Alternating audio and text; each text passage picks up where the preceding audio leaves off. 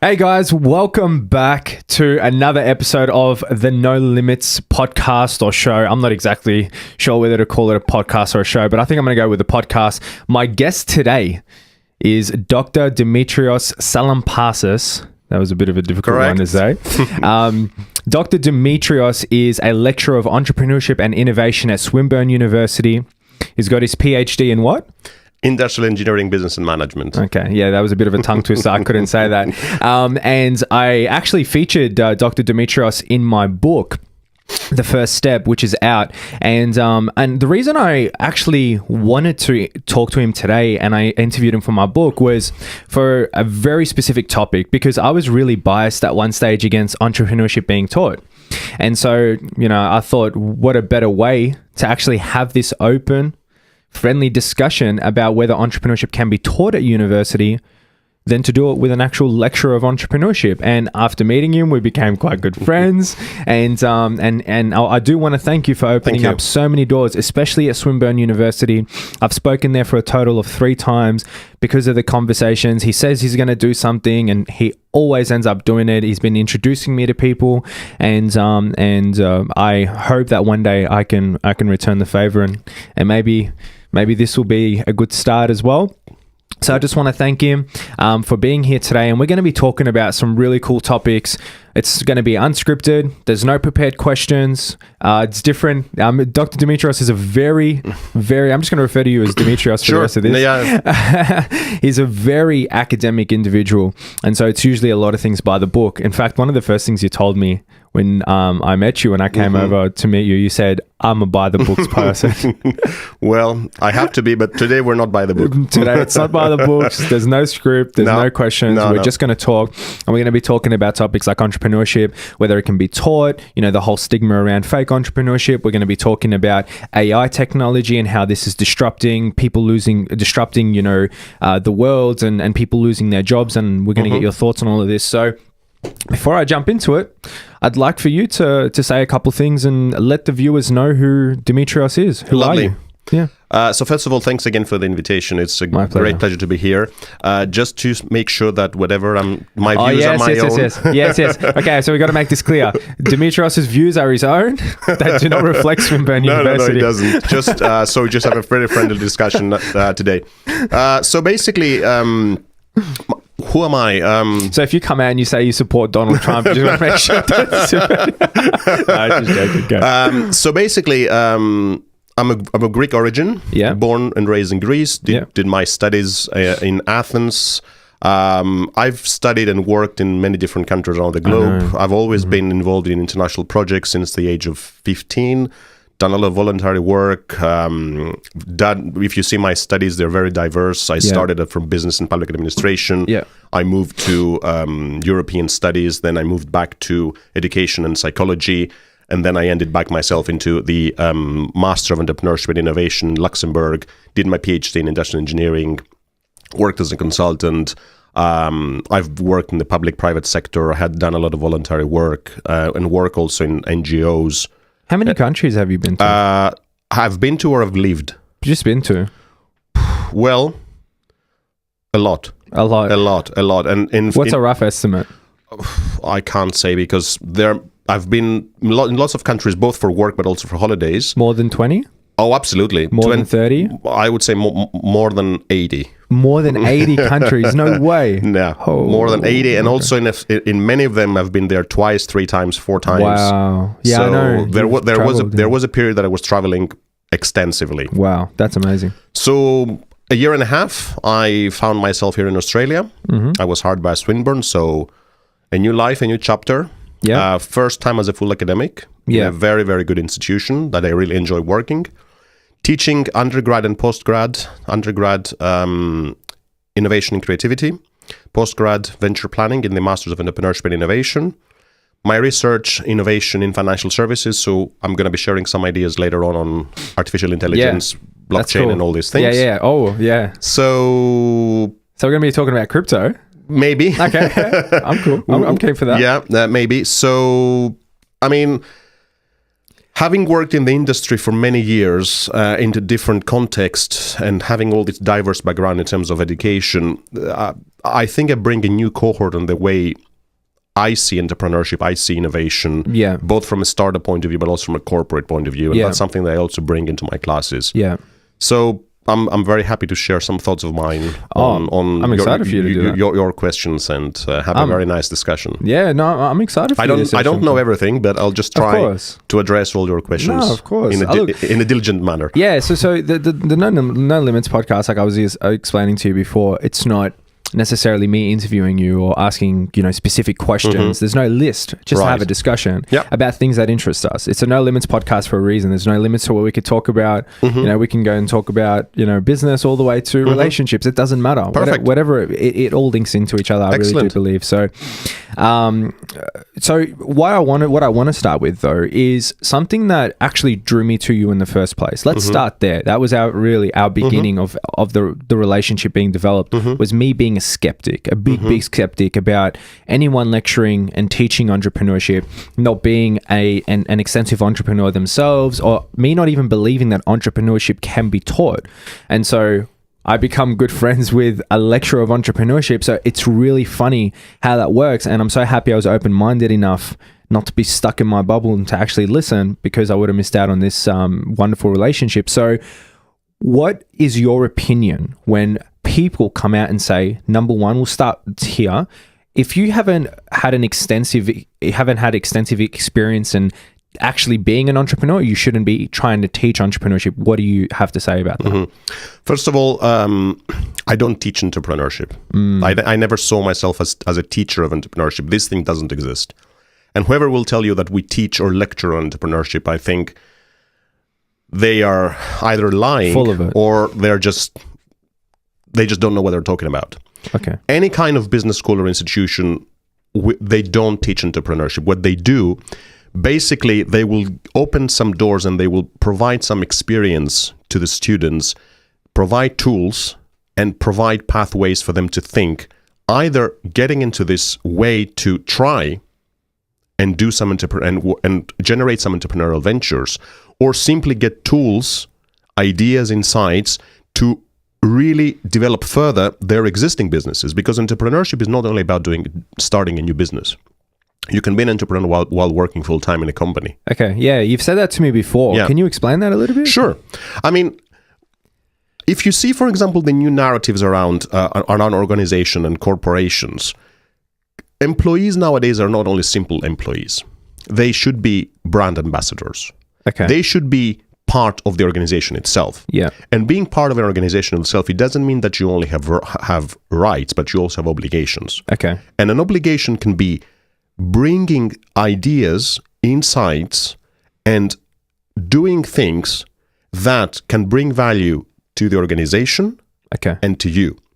Is what I call in a publication ecosystem value multiplication. That's too hard to but let me explain.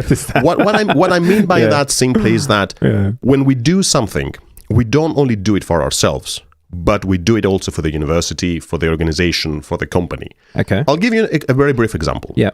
So I teach, let's stick to the word teach or lecture entrepreneurship and innovation.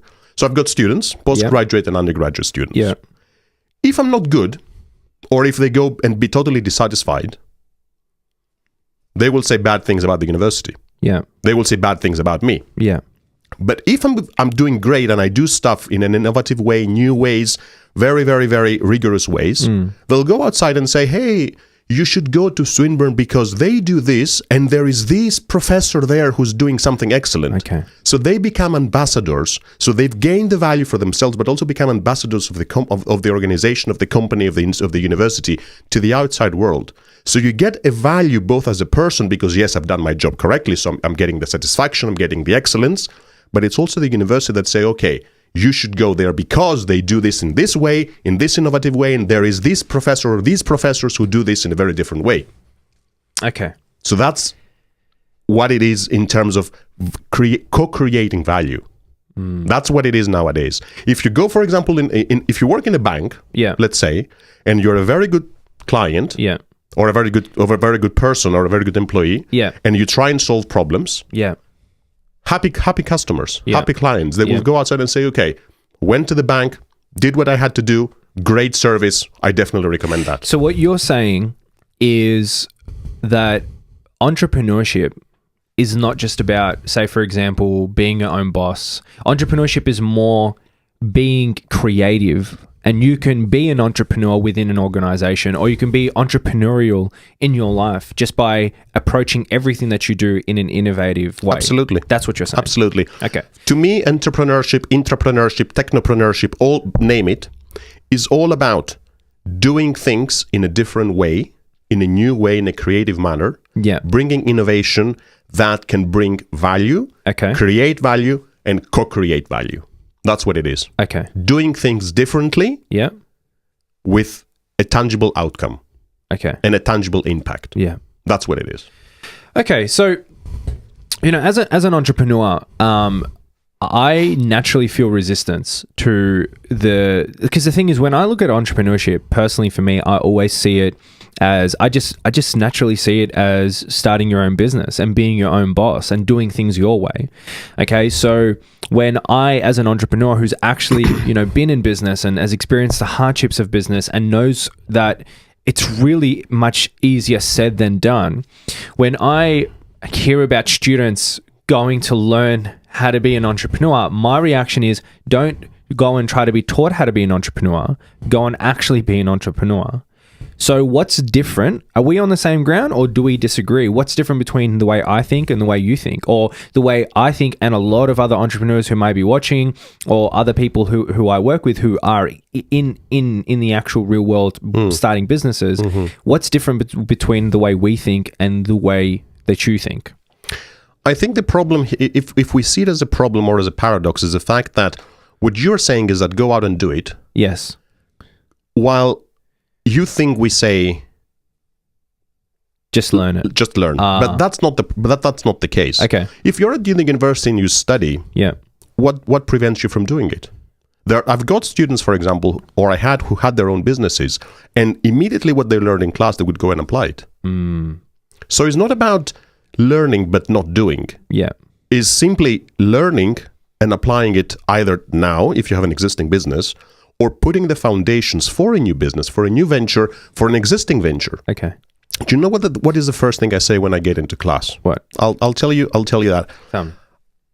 I take out a $50 banknote and I say to my students, why would somebody pay you $50? That's the question. Is it because you have a nice service to provide? Is it because your product is fancy? Is it because your CV is excellent? Is it because you've done your research and your proposal for a grant is perfect?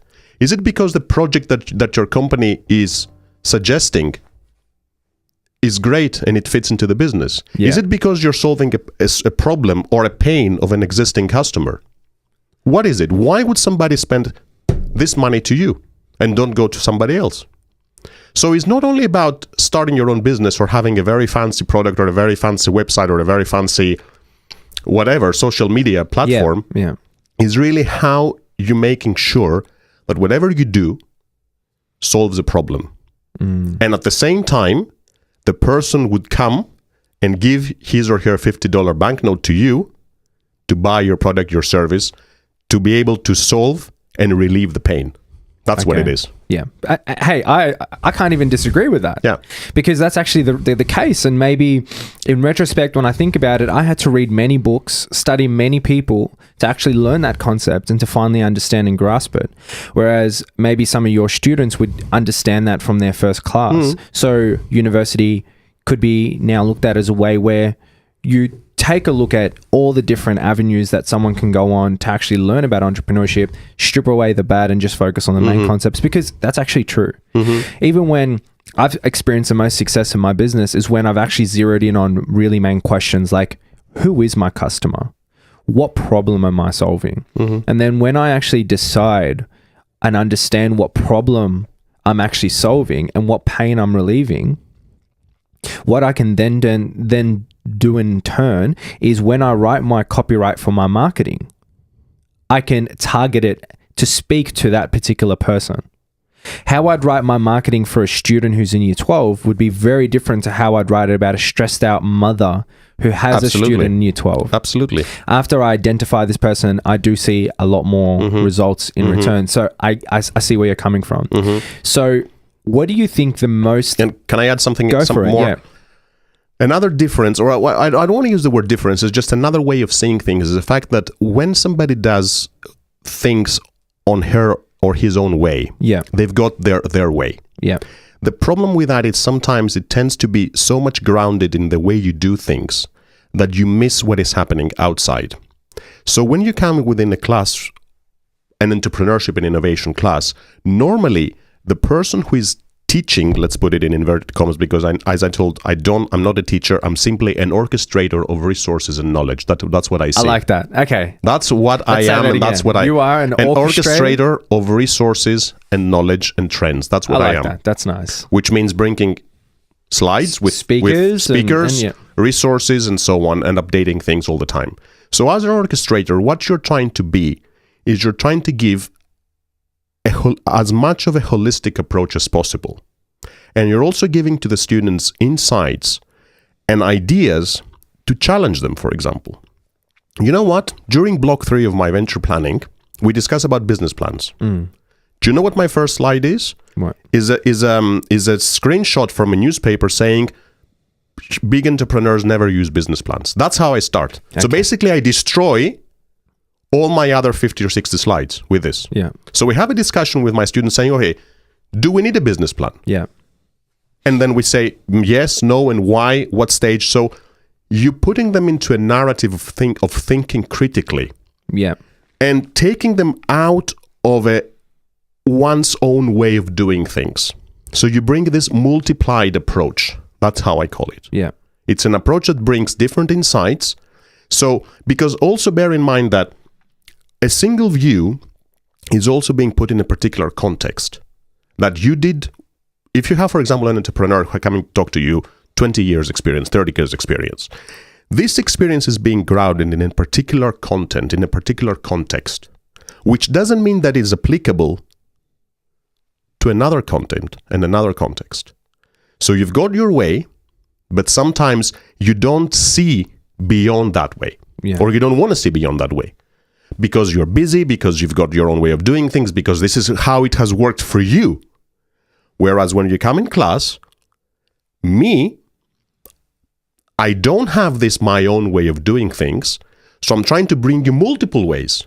And then you either choose which one you're going to go, or you build your own way based on the multiple ways that you've been exposed to. I get that. That's another. I just need to adjust the audio here. Yep. Exploding my ears. Okay, yeah, that's a lot better. Okay. All right, so I like that. So you're an orchestrator. That's pretty cool. So now let's describe the most likely person in your class.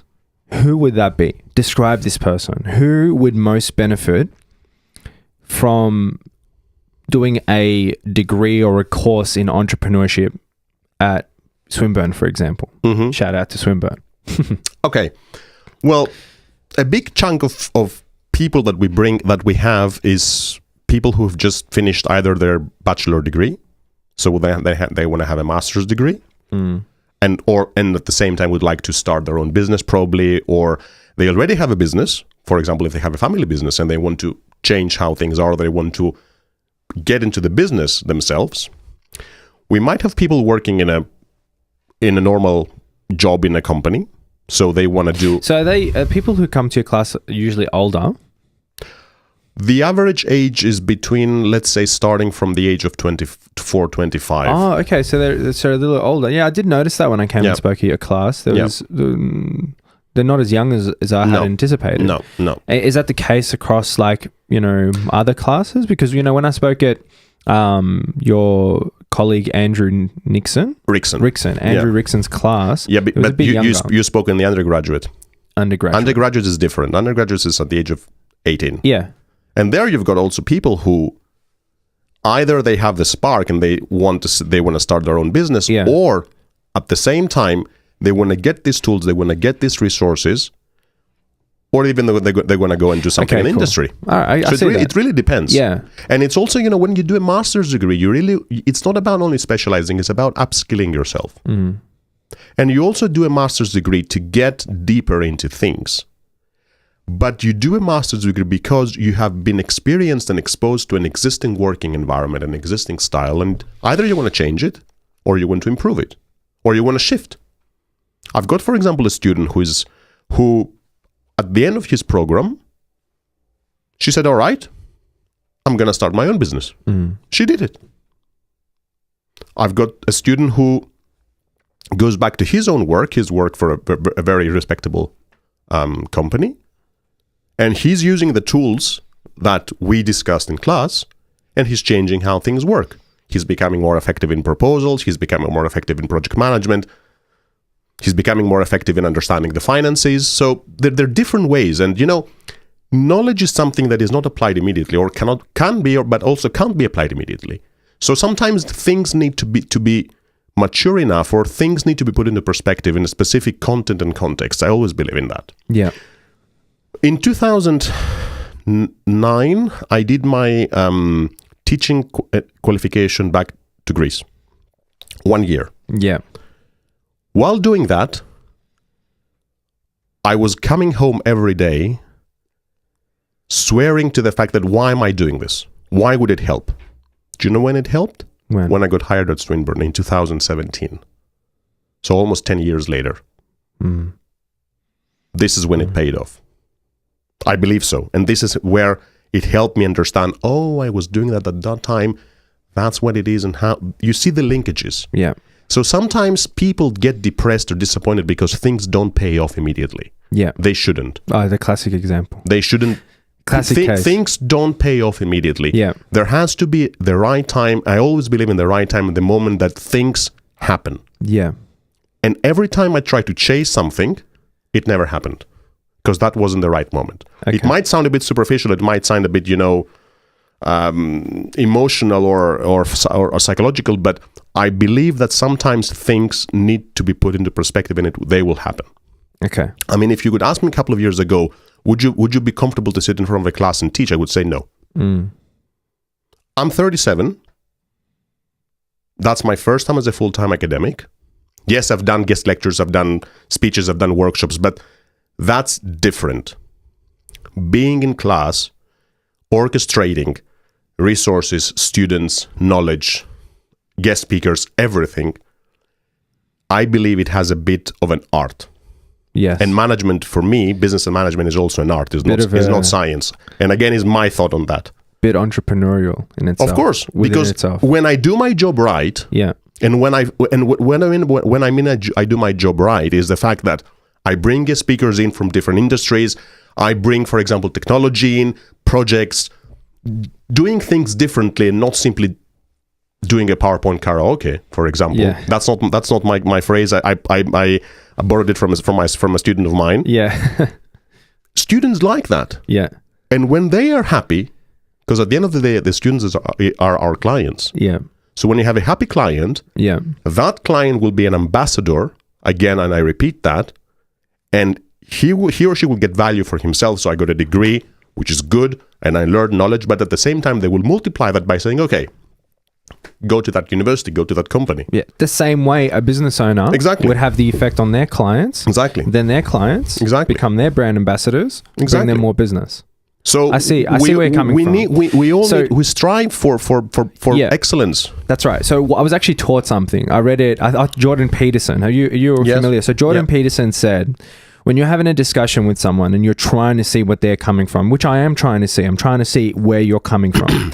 He said, always repeat back what they said in your way, just to make sure you understand. Because people will have arguments, for example, not that we're arguing, but people have arguments. They're like, all right, repeat what I said, and they've completely stripped everything away. So I'm going to try and understand what you're saying. What you're saying is, entrepreneurship is, if we were to summarize it, and the act of adding value in a manner within an organization or at the top of an organization, which makes people so satisfied that they become brand ambassadors for the organization you work for or the organization that you run. That's what entrepreneurship is. Yeah. Okay, that's what you're saying. What I'm yeah, go ahead. And entrepreneurship is not something that you as a lecturer or other lecturers, you can't speak for everyone, but you believe can be taught.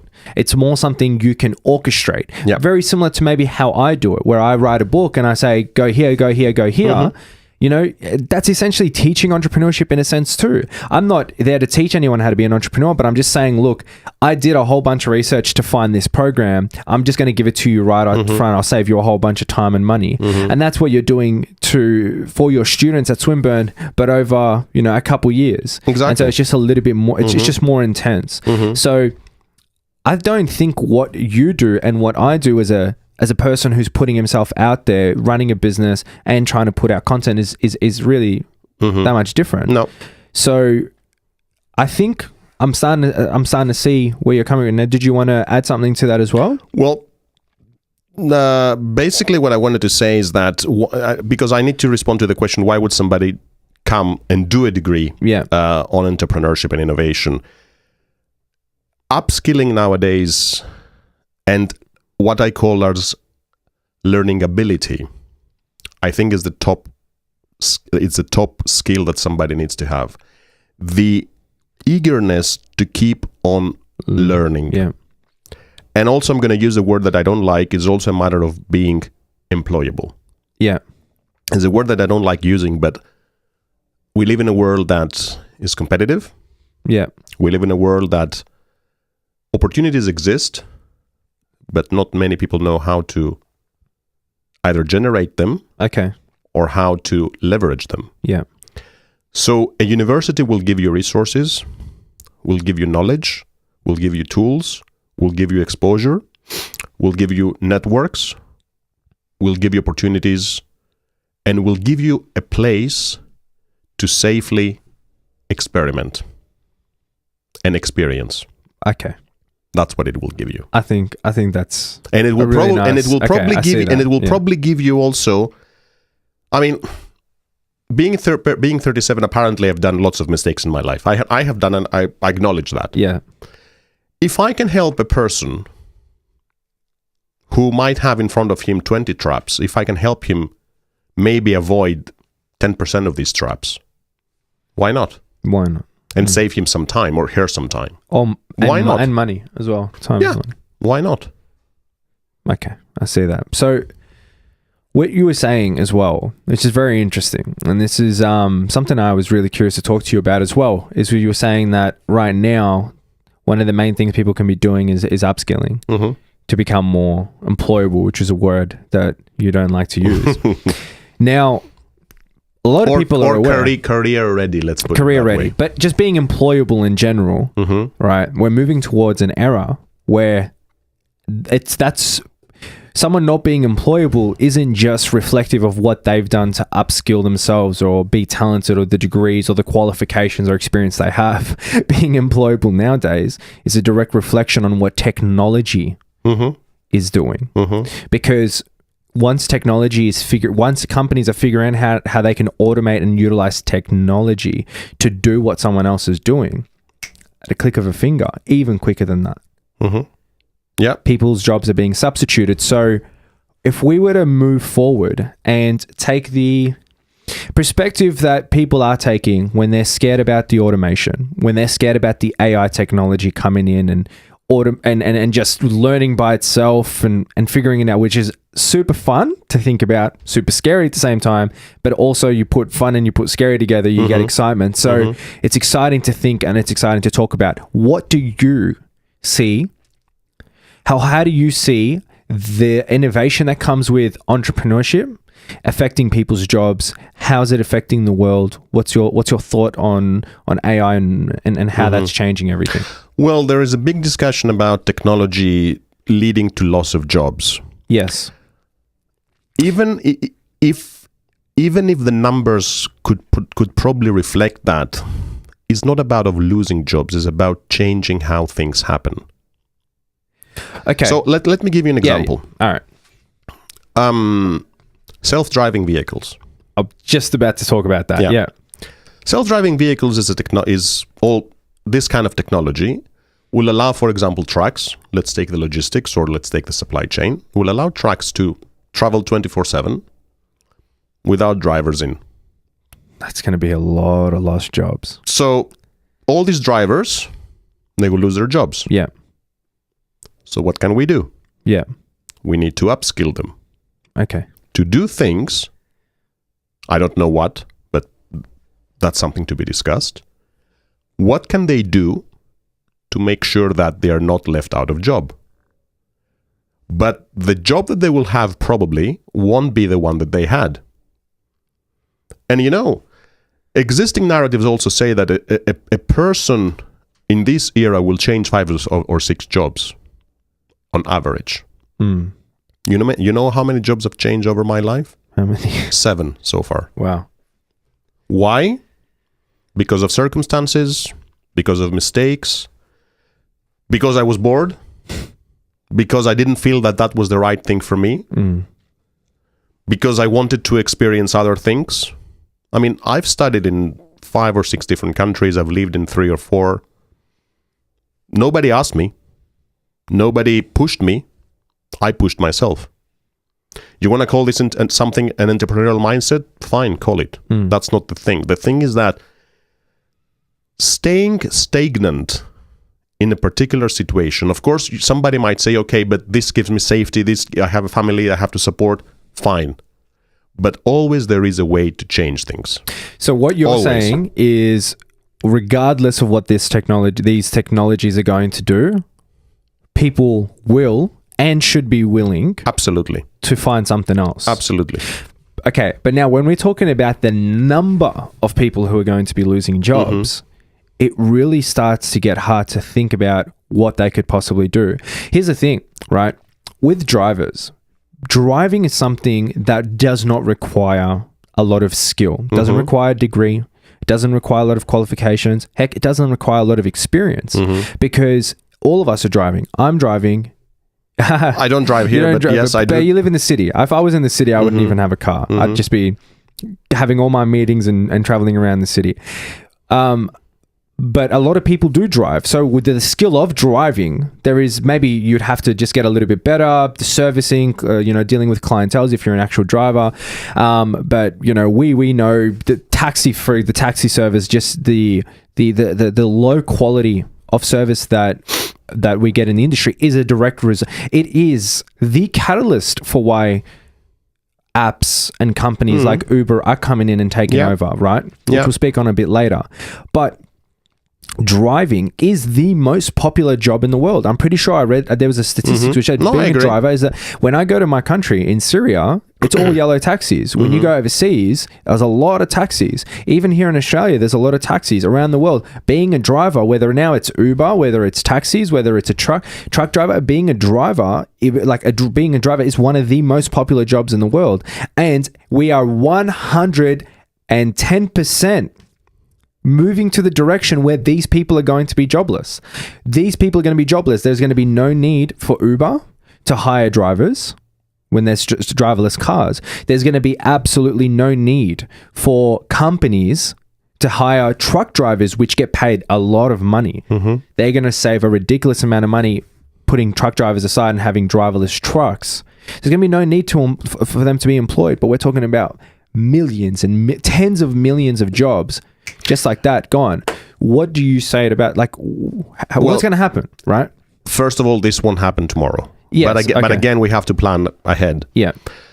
It's not going to be like an overnight thing. It's going to be like, all right, guys, all jobs it's going to be a gradual thing. That's why there has to be a plan on, okay, you wanted to introduce this kind of technologies. This will take a number of years to happen and be adopted. What can you do? You need to start thinking the gradual loss of jobs, because there will be a loss of jobs. It will happen. It will happen for sure. Yeah.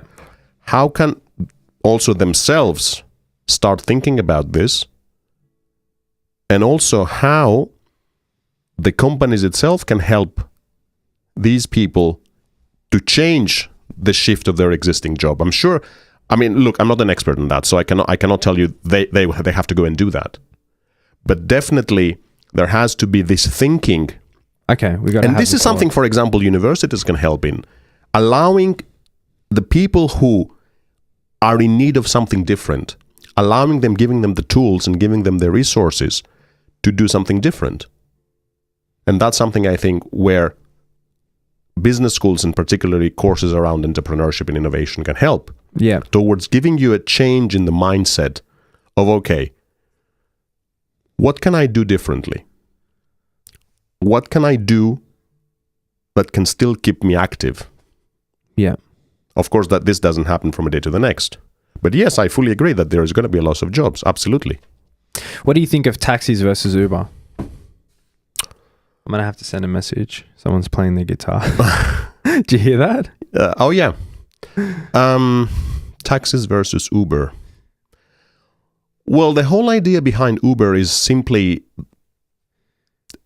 the way the service model, it's just a new business model, which allows for using your mobile phone to do what? To call a service. Yeah. That's what it is. Yeah. You don't have to pay immediately. You need to use money. Everything it's put in your credit card. You just get the map. It gets you home. It has pros and cons. Before coming to Australia, I never used Uber. I didn't even know what it was. I never used it. So when I came to Australia, I started using it. I've got it in my app, on my mobile phone. I think it's a good service. I'm not saying that it's excellent, and there are times that I still use a taxi because what I don't like. Why would you use a taxi? I don't know. I have a strong view on this. I'm heavily against the majority of the taxi industry. And when I say the majority, the reason I don't want to say all of it is because I want to be careful to just be sympathetic towards those families, those hardworking families that spent millions of dollars on taxi licenses that are now worth nothing. I want to be cautious towards them, right? There are some hardworking people out there that invest a lot of money to actually run a taxi business. They actually get the taxi license, then the technology comes and disrupts it and makes the license completely worthless overnight. Yeah. I understand their frustration. Yeah. But the problem that I see in the taxi industry is when someone provides a bad service in any business, there are repercussions for that particular person. They're reviewed. They are reviewed. Absolutely. But in the taxi industry, there is no reviews. And that has made the quality of service drop ridiculously. And as clients and as customers, we shouldn't have to put up with this, especially when there is a better service. Now, when you have a service like Uber, which does the exact same thing, which is take someone from point A to point B, yet you can actually review the driver, suddenly the quality of service improves. Suddenly you got drivers who are going the extra mile to make sure they get that 5 stars, because if they don't and they start getting reviewed poorly, they won't be able to actually maintain their jobs. They're not employable within the they aren't. They literally you can't. I'm pretty sure if you have like below 4.3 stars or something around there, you're not allowed to work as an Uber driver. That didn't exist in the taxi industry. That alone makes the Uber service better than taxis. And the list goes on and on. Uber allows people, let's forget about the clients, let's talk about actual people, right? I have a friend who is trying their luck as an entrepreneur and doing their thing. And he's been able to support himself by being an Uber driver and making a couple $100 on the weekend to pay off those extra bills. Right, so Uber's not just provided a platform for clients to be happier, to be more satisfied, but also for everyday people to just have a job where they can make an extra $800 a month. Just like that, just by having a car that's more than, less than 3 years old. And to me, it's just a no-brainer. Why does the taxi industry still exist? I actually don't know why it still exists, but I am sympathetic. Well, I can't really comment that, but I'll just give you an example. A couple of years ago, I was talking to a very good friend of mine who works as a flight attendant to one of the most respectable companies around the globe. Yeah. And he said something that really struck me. That's 4 years ago. He used the word client instead of the word passenger. That tells everything. If you treat your client as a client and you see things differently, because traveling by... If you treat your passenger like a client, you mean? Yeah. Traveling by air nowadays is so commoditized. Yeah. Everybody can. Low-cost airlines, everything. If you treat your passenger as a client and not as a passenger, this is the extra value that you're bringing. I like that. That's right. So I think what Uber is doing, and again, they've got issues with the business model. It's a big one, yeah. They treat the passengers as clients. Okay. So they bring... That summarizes everything. They bring with their app and they bring the whole package. So I don't treat you as a passenger, I treat you as a client. And when you get this shift into the mindset, that changes everything.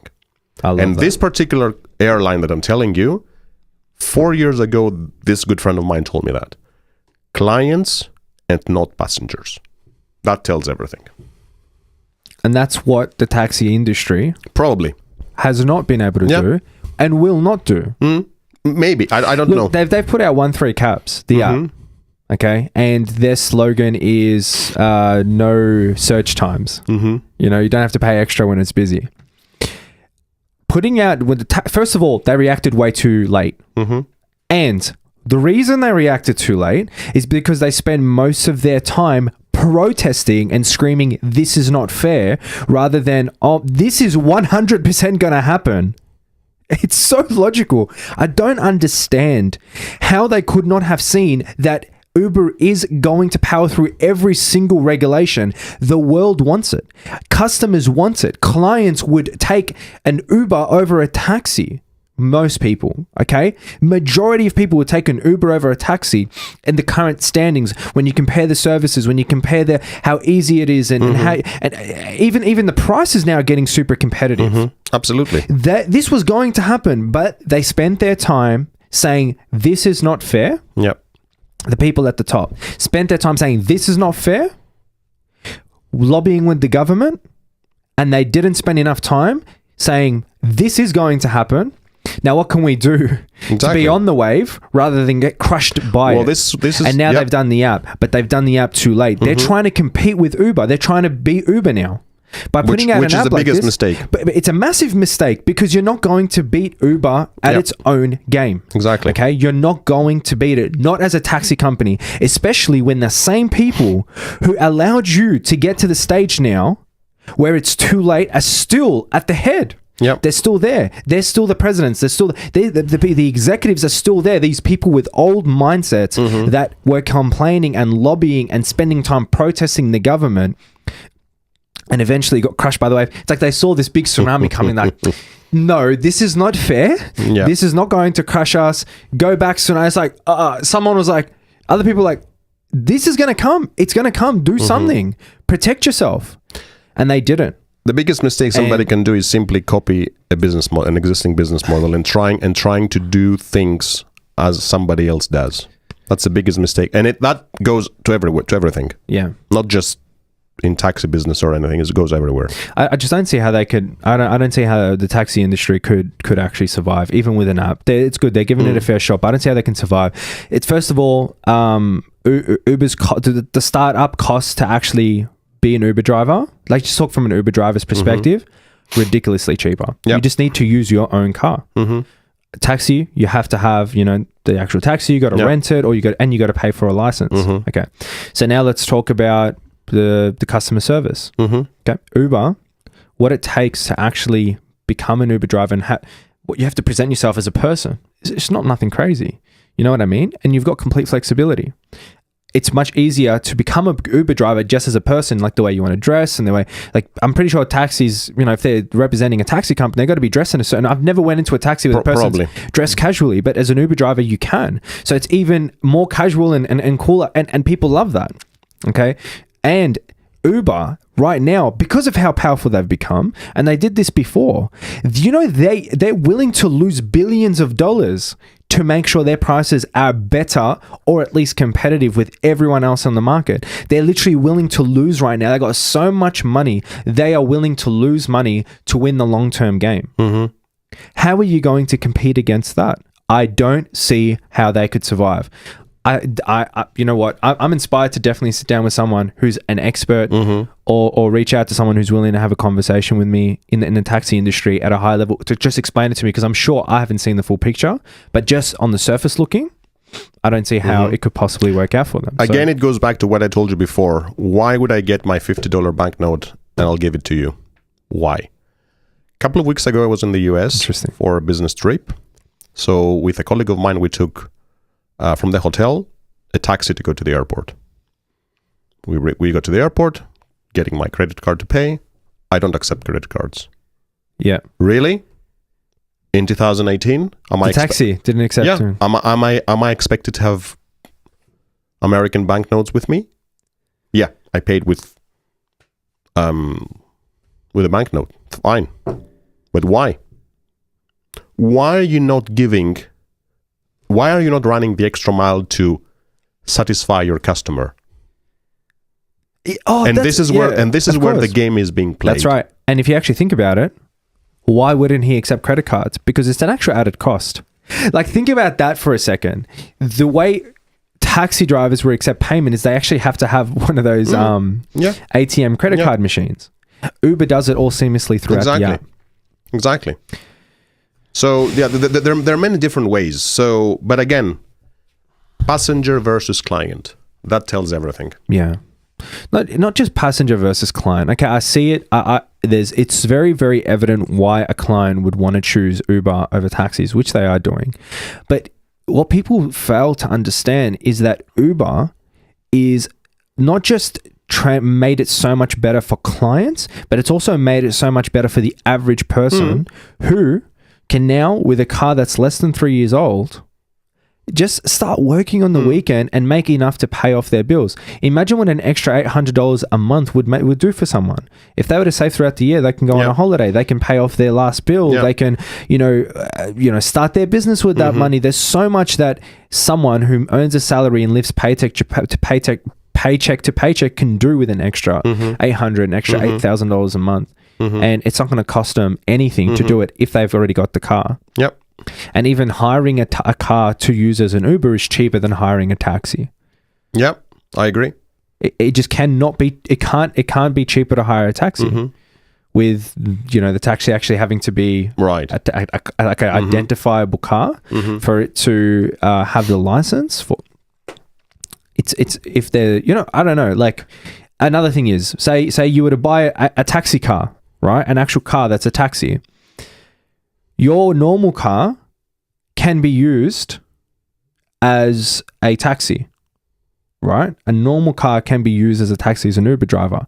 But although you can still do it, you can't have the opposite. You can't, it doesn't make sense for someone to buy a taxi car and then drive that around when they're going to the movies or to dinner, or it doesn't make sense, right?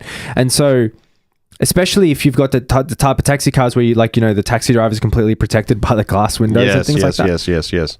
And even in the inside, the way the dashboard works, I just don't see how that can be utilized as a normal car. Right. I'm sure people do it, but it's definitely not convenient. And although I don't know this, I would assume that anyone who actually owns a taxi would also have a normal day-to-day car that they would use. I would assume that. It would make sense. It would not make sense to me if they were just using their taxi. So again, the actual car, the expense of that. Yep. How can Dimitrios? How can that win? It's very hard for me to see that from an entrepreneurial perspective, from a company like Uber's perspective. They're trying to compete directly with them. It's very difficult to see. What the taxi industry does have is the infrastructure. They've got the cars, but Uber's catching up big time. So yeah, I believe so. Catching up? No, they've already overtaken. Yeah. Is what I call in general this evolutionary transformation. The things don't change overnight, but they do. They do slowly and gradually. That's why I'm not a friend of the word disruption. There is a big theory behind it. You don't believe in disruption? I do believe in disruption, but I think disruption is a very, very powerful word to use. And I think nowadays we're talking more about an evolutionary transformation instead of disruptive forces. Okay. That's what I think, and that applies to lots of industries, which I'm happy to talk. Tell me about it. Well, look, my own research is on the financial services industry. Yeah, that's what I started doing when I was working in Luxembourg, And this is what I brought back. This is what I brought here in Australia. So technology is technological changes is the number one development within the financial sector. You see, for example, the use of chatbots when you go into a bank's website. Yeah, if you go to a bank branch, you can be welcomed by a robot. If you want to have a portfolio set up, you can talk to a robot advisor or a technology-enabled advisory platform. Data analytics, data visualization, machine learning, name it. So all these things change the way the existing business works. Yeah. And also the fact that you have incoming players coming in, players that would normally not be a financial services provider. Amazon, Google, Snapchat, WeChat, all these new players. And also you've got all these startups coming in.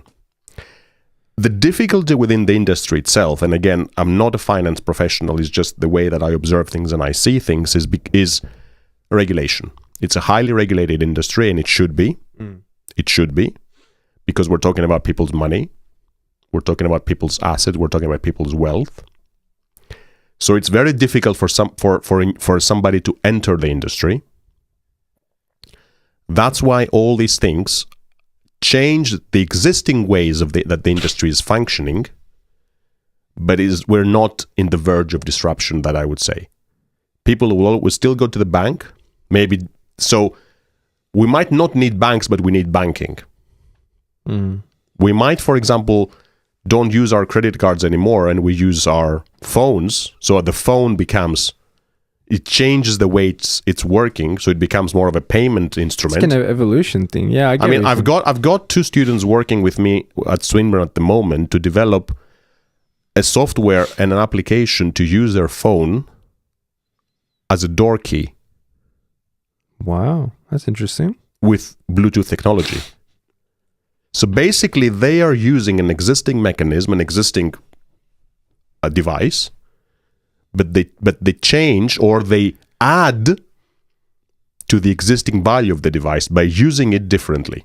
They're diversifying. Yeah. So they're providing a diversified offering. They bring together existing technologies, proven technologies, and they are cooking it, if I'm allowed to use this word, in such a way that they bring a diversified value. That's what technology is going to bring. For example, there is a whole discussion about robo versus human or machine versus human. I think that's ridiculous. What do you think is ridiculous? This thing that machines overcoming humans or... Why? Why is that ridiculous? Of course it's ridiculous. Why? I mean... You're not afraid of Skynet? It's not a matter... But because You're not afraid that a robot will be able to teach itself and... and understand that its only way of survival is to have humans out of the picture, and then suddenly we're not there yet. We're not in the 24th century. Not there yet, but we will be. Well, probably. So, do you remember the Star Trek? I haven't. Yeah, kind of watched it. You remember Commander Data? No, I don't. No, I don't know. Commander Data. Yeah. Is an android. Yeah. And whoever met him, they would say, "You're a robot." And what he said, "I'm an android." Yeah. So it means he was mimicking. He could be able to do millions of calculations. He was everything by the book, and he knew everything. But he said in one episode, "I wish for one moment I would be able to feel something." Ooh. Okay. So for me, technology is there to augment human capabilities and human abilities. It's not there to replace them.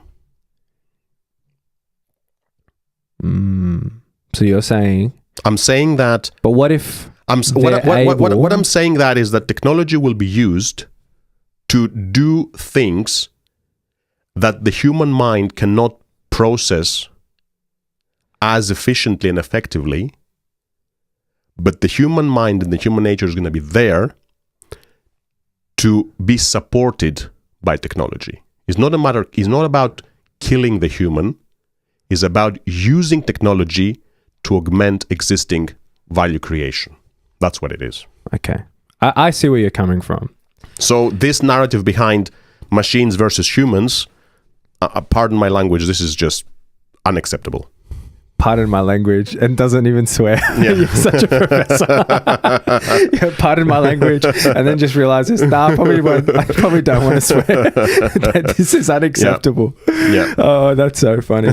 You remind me, it's like of that kid who's like, what are you going to do about it? What are you going to do about it, right? And it's like, if you don't stop annoying me, I'm like, what are you going to do? And he goes, I'm going to tell the teacher. It's like the threat falls through towards the end. Well, professors can be also funny sometimes. Of course. No, I find you to be quite humorous. Yeah. All right, okay. I do see where you're coming from. I see where you're coming from. I actually don't exactly know where it's going to go, but I find it all very interesting. Nobody does, and nobody really does, and they don't know when it's going to happen. They don't. But what we do know is that we've got massive corporations. We've got Apple, we've got Google, we've got Amazon. Apple, Google, Amazon. There's another big one. Tesla. Okay, so Apple, Google, Amazon, Tesla. All these companies that. I'll put Tesla aside because Elon's not a big fan of the AI technology, although I'm definitely certain. I think he said somewhere is opening the door to the devil, something like that. Yes. Yeah. He is super against it. And if you watch a podcast he did with Joe Rogan, he actually explains it in quite a lot of detail. But all these other companies, they're working on this, right? They're working on it. I actually saw something that was pretty scary, but I'm sure there's more to it, but Facebook's both of their AI robots developed their own language and began talking to each other, and this came out. Although I know there's probably a lot more to it, it's still pretty cool to think about, and I have no doubt it's going to be a point of concern moving forward. These things are happening. We don't know when it's going to happen, but we do know they are going to happen.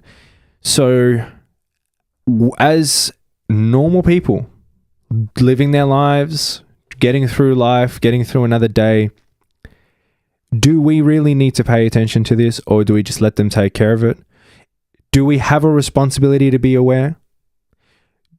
And what can we do to actually be aware of this? The average person, what do you think? I think we have a responsibility to be aware, and we have a responsibility to be able to understand how these things work and what kind of impact this is going to have. I'm not saying that you have to be an expert on blockchain technology, for example. I'm not. And I'll probably never be. But being part of the discussion and understanding that, hey, this is something that is here and is happening, is something which goes back to being upskilled and being ready. Okay. And that's part of the learning ability that I mentioned before. With the time that we've got, tell me a little bit about blockchain. Just a little bit.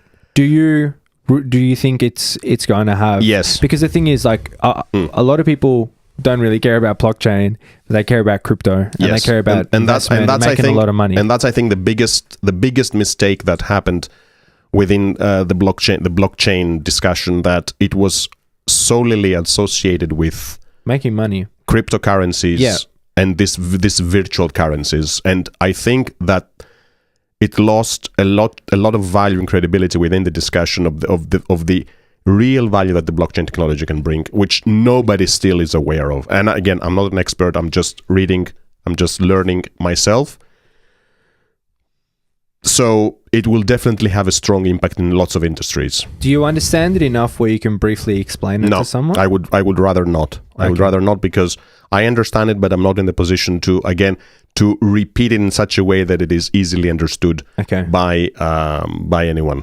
I would prefer not. Fair enough. And I'm also a person that I always want to make sure that whatever I say, I own completely. And I respect that. Yes. I think a lot of people who listening to this would respect that also. There are people out there who are experts on that. They can explain that in a much better way.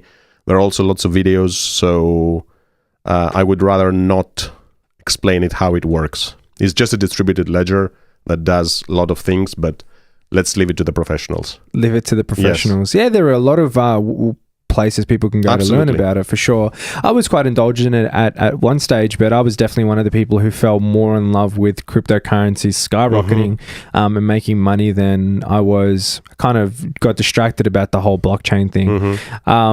But naturally, that's what happens. And the entire market went up, and then it crashed really, really badly, and it's still not doing very, very amazing compared to how it was towards the end of last year, start of this year. But no, it's all very interesting. What I want to also just to touch on as a topic, and it's might not necessarily be a topic that you are experienced in as a professional, but we've all went through this. And the reason I want to talk about this is just because everything that we talked about, a particular type of person would be interested in listening to that. But what I want to talk about now is everyone would be listening and keen to listen to this. And what I want to talk about is just mental health, just in general, right? You have been around the world. You've spent a lot of time alone. Yeah. Okay. And I feel that people who spend a lot of time alone typically are the ones who think the most and may go through tough times mentally. And I just want to ask, have you went through times like that? And what I want to ask next is, to someone who plans on traveling or does spend a lot of time alone or does go through these tough times, what have you personally done? Because I think mental health is not something that we speak about often, especially amongst men, because we're all looked at to be tougher, macho alphas. And I truly do believe that being willing to show a vulnerable side to you is alpha in and itself. So what have you went through, or not necessarily what have you went through exactly, but someone who has traveled a lot, spent a lot of time alone, what experiences have you went through, and what do you believe? Mental and physical health is, to me, the cornerstone of success. No matter how much money you have, no matter how successful you are, if you're not mentally and physically healthy, nothing matters. Thank God I've been always physically healthy. Mentally healthy, I've been mentally healthy, but there were times that I was feeling a bit depressed, a bit lost. And also, my last working experience, or not my last, one of my latest working experience has led me towards a push of understanding of who I am and what I want to do. And let's say the word nowadays is this mental breakdowns, or this how do you call this, not depression, but is it breakdown? Mental breakdown. I didn't go through that because I understood it early enough to be able to keep it away and prevent it from happening. I think changing how things work for you, you need to go through a phase that you get electroshocked. And I've been through that phase. Okay. How do you overcome it? With friends, by talking about it, by acknowledging it, by accepting it, by allowing time, and by taking risks. I took risks. I mean, coming here to Australia out of the blue was a big risk for me, which so far has been paying off amazingly. Are you asking me if I could do it if I would be 25? I don't know, because I don't know if I would be ready. And again, it goes back to the discussion, when are you ready to do certain things? And I always believe that readiness is something that is being cultivated, is being generated, is being matured. It doesn't happen like that. Sometimes I see, for example, very, very young people who want to run their own business, who call themselves as youth entrepreneurs, that they do nothing apart from working. I think that's dangerous. And again, I'm talking with my own hat as a 37-year-old person. The fact that our life is meant also to be lived during its time. Because, I mean, if you are 16, 20, 17, 18, and if you have never lived in that as a 16-year-old person, then that's gone. And these years, if they're gone by, they're gone. And I've made mistakes in my life. I mean, I'll tell you a joke. When I was at school, do you know do you know which was the worst day for me? When? Saturday. You know what? Because I had to go out and play. You know that I have been almost beaten by my parents because I didn't want to go and play basketball or didn't want to go and play with my friends. I would prefer to stay at home, read a book. At that time I didn't have a computer. Wow. You're always that person. Yeah. So, and now I'm thinking, what the hell I was doing? Why wouldn't I go out and play with friends, fool around? That's something I never did. Yeah. I never, and I still don't. Maybe because that's my mental model. Yeah. Fooling around is not bad, provided that you know how to control it. So, if mental health means being able to adjust and be able to really live the moment, which we don't always do. I don't. So I can't preach you how to do it because I don't. I also don't allow time for me because of circumstances, because of obligations, blah, blah, blah, blah, blah, blah, blah, blah, blah. So being mentally sane helps you also see things differently and helps you also see beyond what you want to see. And there were times in my life that I didn't see beyond what I should have seen.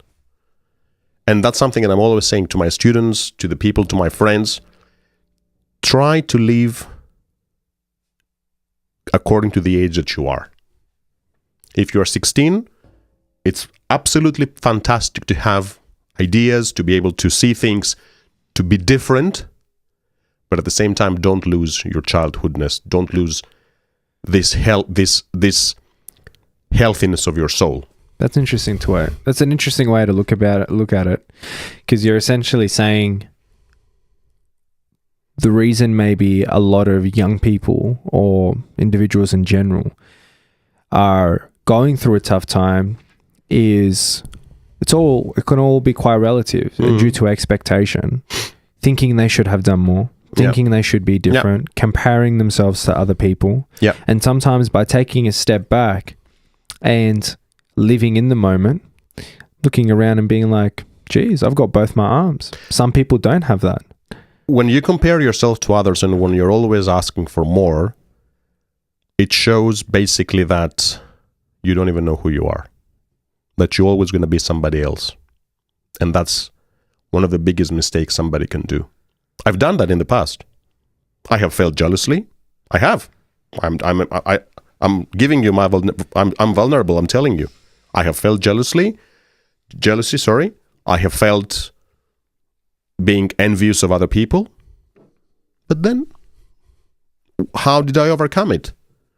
By traveling. Even for a day. Reading and talking to real friends. Real friends nowadays it's such a scarce resource, if I can call it a resource. So it's so difficult to get real friends. It's very difficult to get real friends. As somebody who can listen to you without pointing a finger to you. That's so rare. Or use your moments as vulnerability, as ammo later on, or as a form to talk poorly about you to other individuals if you do have a falling out. Absolutely. It's hard to trust. But the most important thing for me is to accept that, hey, something is not working here. Let's fix it. And fixing something takes time. It takes a lot of time. Some things might not. Some time. Some things might not even be fixed, but at least we need to try. And it takes time. It takes a lot of time. I like that. I think we've walked away with an awesome discussion. It hasn't felt like it's been more than an hour, but I'm pretty sure it's been an hour already. It's been a long time. It's been an hour and 10 minutes. Wow. So yeah, I told you, once you put on the earphones, you forget where you are. Guys, firstly, I just want to thank Dimitrios for coming down. I really do appreciate the discussion a lot. We learned a lot. We discussed a lot of things from, what entrepreneurship is. Can we learn it at university? We talked about AI technology, Uber versus taxis. We talked about mental health from someone who's, been to over 80 countries and spent a lot of time alone, which I think is when people are most vulnerable to go through those times. And I'm really happy. I really enjoyed it. And before I do the outro and finish this up, I'd just like to maybe allow you the opportunity to say a final couple words, maybe how people can find you, what you want people to walk away from this discussion, and yeah. Well, you can look at the camera when you do it. How you can find me? Well, LinkedIn. That's the most preferable way of connecting with me.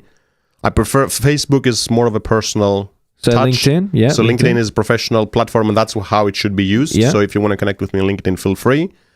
If you want to send me an email, you can Google me, and you will be directed to my your email Swinburne web page, so you can find my contact details there, or follow me on Twitter. That's also an option.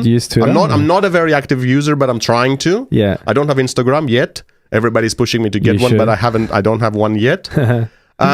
Key message. Well, again, I don't want to preach and I don't want to give I